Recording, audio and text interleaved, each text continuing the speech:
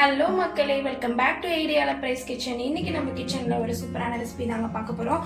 உங்க வீட்ல தேங்காய் நிறைய இருக்கா? யோசிக்காதீங்க. இந்த மாதிரி ஒரு சூப்பரான கோகனட் பிரியாணி உங்க வீட்ல செஞ்சு பாருங்க. வேற லெவல் டேஸ்டா இருக்கும். இந்த கோகனட் பாத்தீங்கன்னா நம்ம உடம்புக்கு நிறையவே ஹெல்த்தி கொடுக்குது. நம்ம ஹார்ட்டுக்கு, முக்கியமா பாத்தீங்கன்னா நம்ம ஸ்கின்க்குலாம் ரொம்பவே யூஸ்ஃபுல்லா இருக்கும். கோகனட்டை வெறும் வயிற்றுல குடிச்சாலே ரொம்பவே நல்லது. அதை பிடிக்காதவங்க இந்த மாதிரி ரெசிபிஸை செஞ்சு சாப்பிட்டு பாருங்க. நம்ம ஹெல்த்துக்கும் ரொம்ப பிடிக்கும், நம்ம டேஸ்டாவும் சாப்பிட்ட மாதிரி இருக்கும். வாங்க வீடியோக்குள்ள போலாம். தேவையான பொருட்கள்: பாஸ்மதி அரிசி 1/2 கிலோ எடுத்து வச்சிருக்கேன். பட்டை, லவங்கம், பிரிஞ்சி இலை, ஏலக்காய், கிராம்பு இது எல்லாமே எடுத்து வச்சிருக்கேன். இஞ்சி ஒரு கைப்பிடி அளவு, பொடியா நறுக்கின கேரட், 4 வெங்காயத்தை எடுத்து நீல வாக்கில் கட் பண்ணி வச்சிருக்கேன். ஒரு முழு தேங்காயில 1/2 மூடி தேங்காய் எடுத்து பல்லு போட்டு வச்சிருக்கேன். ஒரு கைப்பிடி அளவுக்கு புதினா, 3 தக்காளி எடுத்து நீல வாக்கில் கட் பண்ணி வச்சிருக்கேன். பீன்ஸை பொடியா கட் பண்ணி வச்சிருக்கேன். ஒரு கைப்பிடி அளவுக்கு பூண்டு, தேவையான அளவுக்கு உப்பு, சீரகம் கொஞ்சமா எடுத்து வச்சிருக்கேன். பட்டாணி தேவையான அளவு, 4 பச்சை மிளகாவை நீல வாக்குல கீறி வச்சிருக்கேன். மல்லி, கருவேப்பிலைய கொஞ்சமா எடுத்து வச்சிருக்கேன். முந்திரி, மிளகுத்தூள், கஸ்தூரி மேத்தி கொஞ்சமா எடுத்து வச்சிருக்கேன்.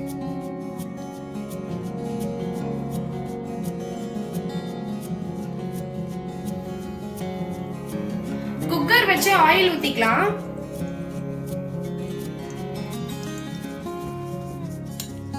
ஆயில் நல்லா சூடாயிடுச்சு. இதுல நம்ம எடுத்து வச்சிருக்க பிரிஞ்சி இலை, பட்டை, லவங்கம் எல்லாமே ஆட் பண்ணிக்கலாம்.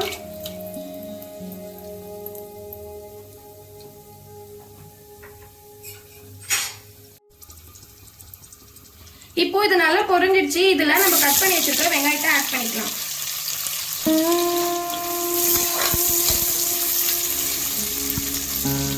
இதுல நம்ம எடுத்து வச்சிருக்க ஒரு கைப்பிடி புதினாவை நம்ம எடுத்து போட்டுக்கலாம். இது எல்லாத்தையும் நல்லா வதக்கிக்கலாம்.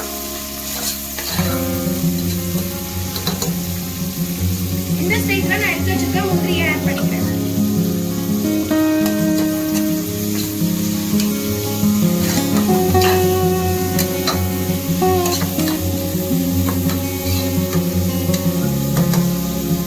நீல வாக்குல கட் பண்ணி வச்சிருக்கேன் பச்சை மிளகாய் எடுத்துருக்கேன் இல்லையா, அதை நம்ம இதுல ஆட் பண்ணிக்கலாம்.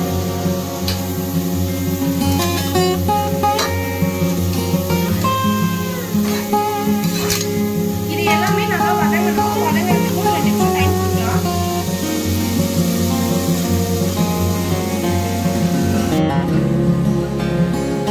இந்த வெங்காயம் எல்லாமே நல்லா வதங்கிறதுக்குள்ள நம்ம இஞ்சி பூண்டு ரெடி பண்ணிக்கலாம். நான் எடுத்து வச்சுட்டு இஞ்சி ஆட் பண்ணிக்கிறேன். அதுல ஒரு பச்சை மிளகாய், ஒரு கைப்பிடி அளவுக்கு பூண்டு, இது எல்லாத்தையுமே நல்லா பேஸ்ட் மாதிரி அரைச்சி எடுத்துக்கலாம். இஞ்சி பூண்டு பேஸ்ட் ரெடி ஆயிடுச்சு. வெங்காயம் நல்லா வதக்கிடுச்சு. இப்போ நான் கொஞ்சமா சீரகம் ஆட் பண்ணிக்கிறேன். இந்த சீரகம் பார்த்தீங்கன்னா இந்த கோகனட் பேஸ்ட்க்கு சூப்பரான ஒரு டேஸ்டும் ஃப்ளேவரும் கொடுக்கும். இப்போ இந்த இஞ்சி பூண்டு பேஸ்ட் இந்த வெங்காயத்து கூட ஆட் பண்ணிக்கலாம். இப்போ பார்த்தீங்கன்னா இந்த வெங்காயமும் நல்லா வதங்கிடுச்சு. இது கூட இந்த இஞ்சி பூண்டு பேஸ்ட்டை நல்லா வதக்கிக்கலாம்.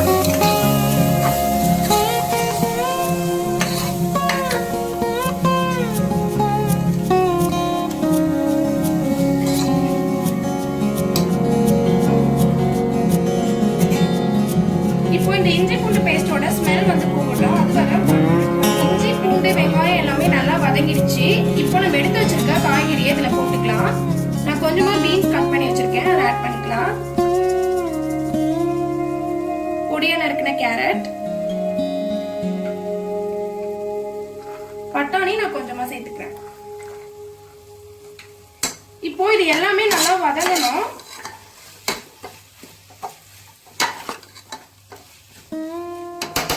இது நல்லா வதங்கிறதுக்கு ஒரு 2 to 3 மினிட்ஸ் அளவுக்கு டைம் எடுத்துக்கும். 1/2 மூடி தேங்காவை எடுத்து இந்த மாதிரி பத்து போட்டு வச்சிருக்கேன். நீங்க இதுல ஜார்ல போட்டு அரைச்சி தேங்காய் பால் எடுத்துக்கலாம். தேங்காவை நல்லா அரைச்சி தேங்காய் பால் எடுத்து வச்சுக்கிட்டேன்.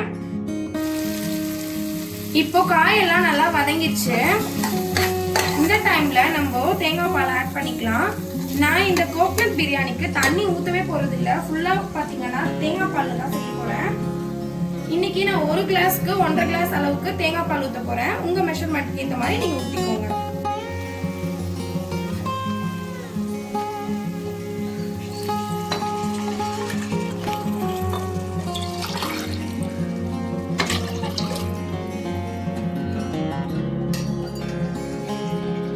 இப்ப பாத்தீங்கன்னா தேங்காய் பால் ஊத்திட்டோம்.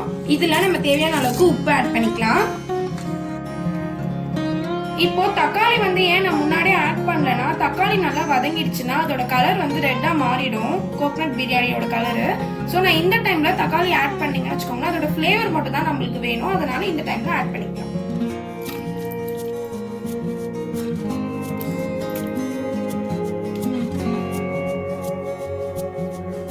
இப்போ எடுத்து வச்சிருக்க கருவேப்பிலையை போட்டுக்கலாம்.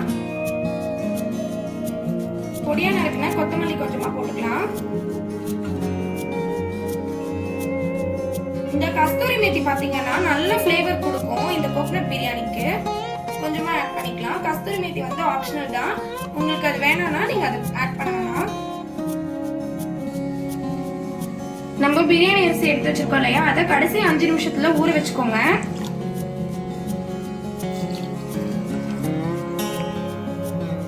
இப்போ இந்த தேங்காய் பால் வந்து ஒரு கொதி வந்ததுக்கு அப்புறம் நம்ம ஊற வச்சிருக்கோம் இல்லையா அரிசி, அதை வந்து இதுல ஆட் பண்ணிக்கலாம். இது கொதி வந்ததுக்கு அப்புறம் உங்களுக்கு காட்டுறேன். இப்போ இந்த தேங்காய் பால் பாத்தீங்கன்னா ஒரு கொதி வந்துருச்சு. ரொம்பவும் இதை கொதிக்க விடக்கூடாது. இந்த டைம்ல நம்ம அரிசியை ஊற வச்சிருந்தோம் இல்லையா, அதை நல்லா கழுவி இதுல ஆட் பண்ணிக்கலாம்.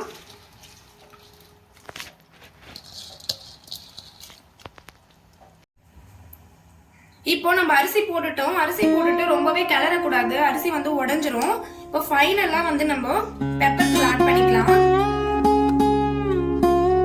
இதுல நம்ம எந்த வகையான மசாலாவும் நம்ம சேர்க்கல இந்த கோகனட் பிரியாணிக்கு. ஃபைனலா பெப்பரும் பச்சை மிளகாவும் தான் இந்த பிரியாணிக்கு நல்ல ஒரு காரம் கொடுக்க போகுது. இப்போ ஃபைனலா மூடி போடுறதுக்கு முன்னாடி கொஞ்சமா வந்து புதினா போட்டுக்கலாம். இப்போ மூடி போட்டு நான் ஒரு விசில் வைக்க போறேன். ஒரு விசில் வந்ததும் நான் இதை ஓபன் பண்ணி காட்டுறேன். இப்போ கோகனட் பிரியாணி வந்து நல்லா வெந்துட்டு இருக்கு. அதுக்குள்ள குயிக்கா ஒரு 5 மினிட்ஸ் கிரேவி வந்து எப்படி பண்றதுன்னு காட்டுறேன். பேன் வச்சு ஆயில் ஊத்திக்கிட்டேன். ஆயில் நல்லா சூடானதும் கொஞ்சமா கடுகு சேர்த்துக்கலாம்.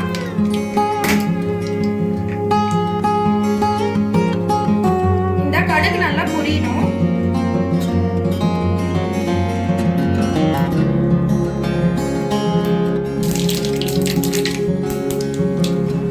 கடுகு நல்லா பொரிஞ்சிச்சு. இதுல கொஞ்சமா சோம்பு ஆட் பண்ணிக்கலாம். இது கூட பொரியா நறுக்குன 2 வெங்காயத்தை ஆட் பண்ணிக்கிறேன்.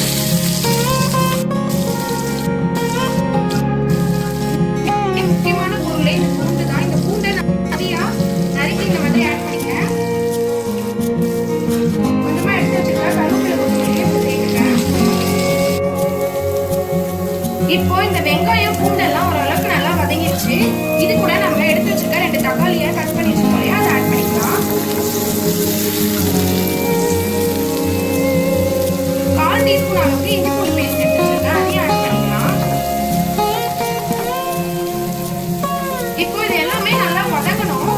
இது வதங்கினதுக்கு அப்புறம் உங்களுக்கு நான் காட்டுறேன். இப்போ வெங்காயம் தக்காளி நல்லா வதங்கிட்டு இருக்கு. இந்த டைம்ல கொஞ்சமா மஞ்சள் தூள் சேர்த்துக்கிறேன். 1/4 டீஸ்பூன் கார மிளகாய் தூள் சேர்த்துக்கிறேன். இது கூடவே நம்ம எடுத்து வச்சிருக்க உருளைக்கிழங்கு ஒன்று பொடியா நறுக்கி வச்சிருக்கேன், அதையும் ஆட் பண்ணிக்கலாம். கொஞ்சமா பட்டாணி ஆட் பண்ணிக்கலாம். இது எல்லாமே நல்லா வதக்கிக்கணும்.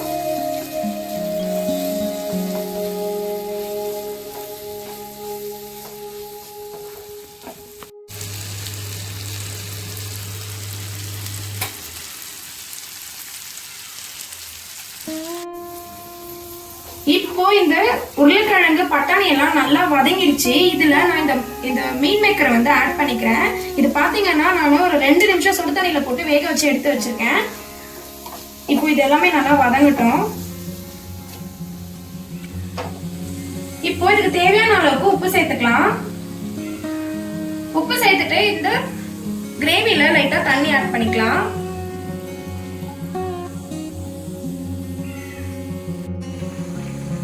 இப்போ இந்த தண்ணி நல்லா கொதிக்கட்டும், காயெல்லாம் வேகட்டும். அதுக்குள்ள நம்ம தேங்காய் பேஸ்ட் ரெடி பண்ணிக்கலாம். நான் 4 பல் அளவுக்கு தேங்காய் ஆட் பண்ணியிருக்கேன். கொஞ்சமா சோம்பு, 3 முந்திரியை ஆட் பண்ணியிருக்கேன். இதெல்லாமே பேஸ்ட் மாதிரி அரைச்சி எடுத்துக்கலாம்.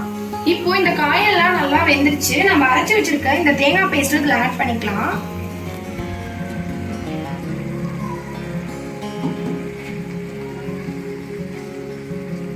இப்போ இந்த முந்திரியை இதுல போட்டு பாத்தீங்கன்னா இது வந்து ஒரு நல்ல டேஸ்ட் கொடுக்கும் இந்த கிரேவிக்கு.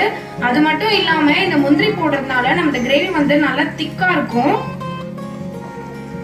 வாவ், இந்த கிரேவியே பயங்கர ஸ்மெல்லா இருக்கு, சூப்பரா இருக்கு. இதோட ஸ்மெல் வந்து வேற லெவல்ல இருக்குங்க.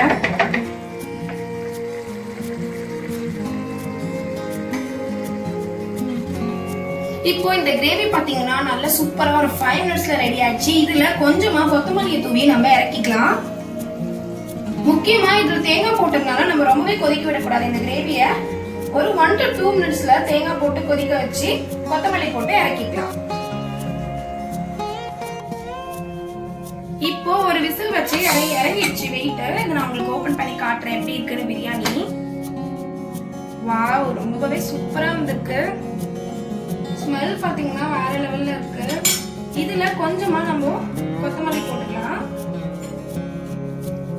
உங்களுக்கு இந்த கோகனட் பிரியாணி வந்து நான் எப்படி இருக்குன்னு காட்டுறேன். அரிசி கொஞ்சம் கூட உடையாம சூப்பரா வந்திருக்கு.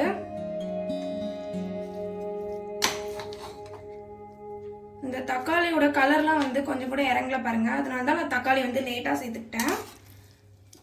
சூப்பரான ஒரு கோகனட் பிரியாணி வந்து ரெடி ஆயிடுச்சு. வாங்க இதை எப்படி சர்வ் பண்றதுன்னு காட்டுறேன். சூப்பரான கோகனட் மில்க் பிரியாணி வந்து அழகா ரெடி ஆயிடுச்சு. சாதம்லாம் பாத்தீங்கன்னா ரொம்பவே உதிரி உதிரியா ரொம்ப அழகா வந்திருக்கு. உங்க வீட்டுல இதை ட்ரை பண்ணி பார்த்துட்டு கமெண்ட் பண்ணுங்க. இந்த வீடியோ உங்களுக்கு பிடிச்சிருந்தா லைக் பண்ணுங்க. நீங்க போடுற லைக்ல தான் எங்களுக்கு இன்னும் நிறைய வீடியோஸ் பண்ணணும்ட்டு ரொம்பவே இன்ட்ரெஸ்டிங்கா இருக்கும். மறக்காம நம்ம சேனலை சப்ஸ்கிரைப் பண்ணி வச்சுக்கோங்க.